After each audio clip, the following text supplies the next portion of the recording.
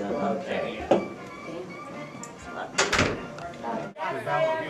you see that theater playing a role in changing? Absolutely, and when I was getting my little tour of the neighborhood and learned of this theater, it was right when I was doing my research on this Dorothy Day that I mentioned, and I learned in my research that in her pre-conversion days, before she became the Dorothy Day we all know now and the world renowned, she, as a young journalist working in the Lower East Side of New York, she used to love to go into, she lived there herself, she had a tenement in the Lower East Side, and she wrote the stories of life for the Jewish immigrants that were working there in the garment industry and living in horrible squalor, and she was a real social activist working for protests, protesting for workers' rights and unions and the women's right to vote, and she was jailed many times and beaten by cops and all kinds of, all that's going on.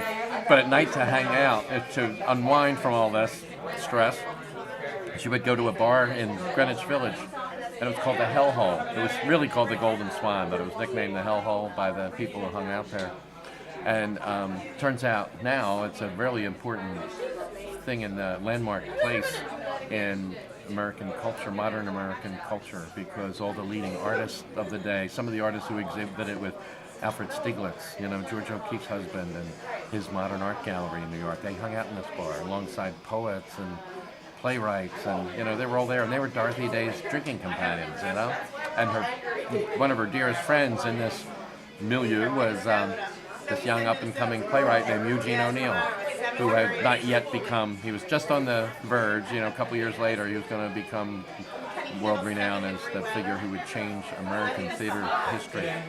But at that point he was just a drunk, hanging out in this bar and writing plays, and he had just founded the Provincetown Players, and their theater was right up the street. So after the plays were over, they'd all pour into this bar, and Dorothy and them would sit up all night drinking beers and whatever they drank.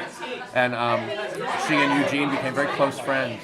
And so it was just a parallel I couldn't avoid. It just seemed no coincidence in the fact that I'm researching this woman. I know there's a book coming, and I'm being invited to live in Camden and have a studio just a few doors up from a theater that used to be a corner bar, just like the Hell Hole.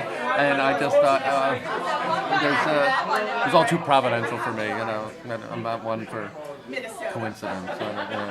There was a plan afoot.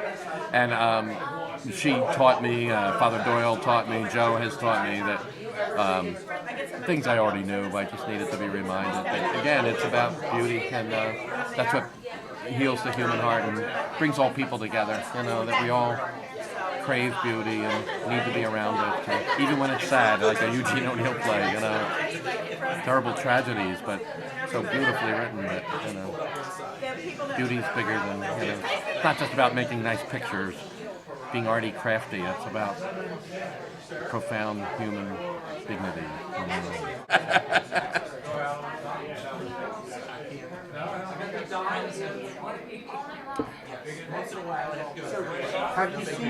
Have you seen this play, Exorcism? I have. What do you think of it? Oh, I thought it was wonderful. It was exciting to work on the poster for this one too.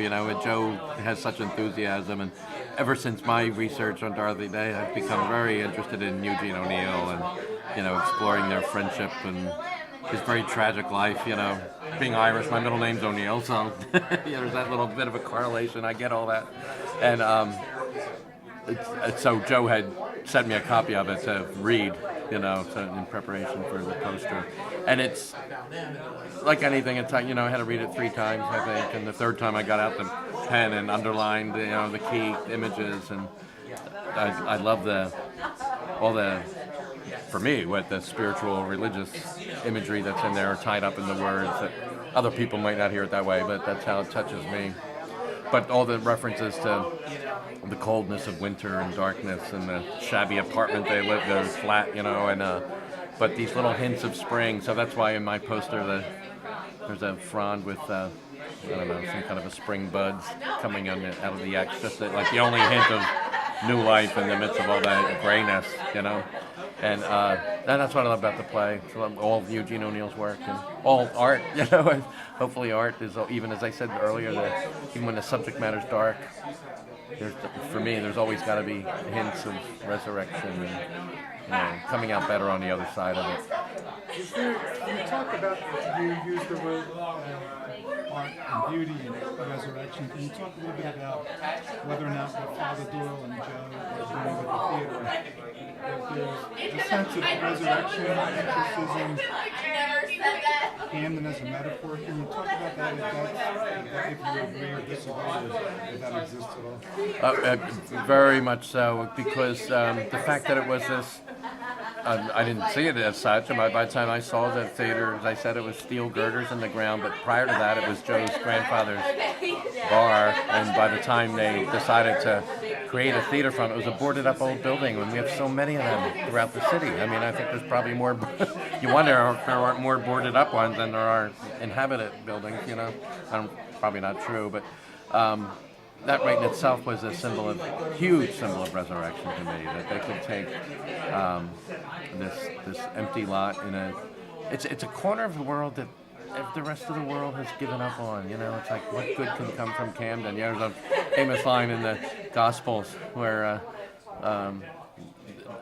who is it? Andrew, I guess, the apostle, when he learns that Jesus is coming, they say he's from Nazareth, and he says, "What good can come from Nazareth?" It's kind of meant to be a funny little line, but I think people feel that way about Camden, and to take an old bar and rebuild it, which they had to do, to make it look like an old bar from the outside, but inside have a 99-seat theater. There's no better story of resurrection in my mind. To bring a sense of culture into the heart of a neighborhood that it's the last place on earth you'd expect to find high culture, and Tennessee Williams and Eugene O'Neill, and that's what I love about it. It's the beauty of the unexpected, and that's what all good art does for us. It grabs you and kind of shakes you up and says, no, you gotta get rid of your preconceptions and assumptions about anything, and look beneath the surface.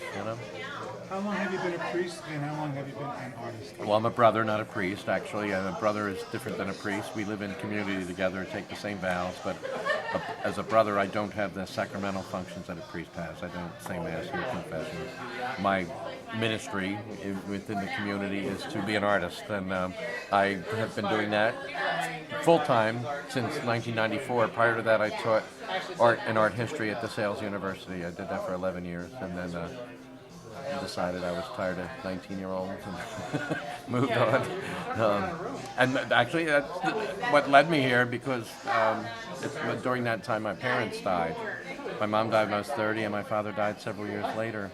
And so that experience of going through that grief and loss and desolation and coming out the other side of it, that's what we're all trying to do in Camden. It's what artists do. It's like you take pain and grief and loss, and you fill it with beautiful words or color or shape, or that's how the human heart's transformed.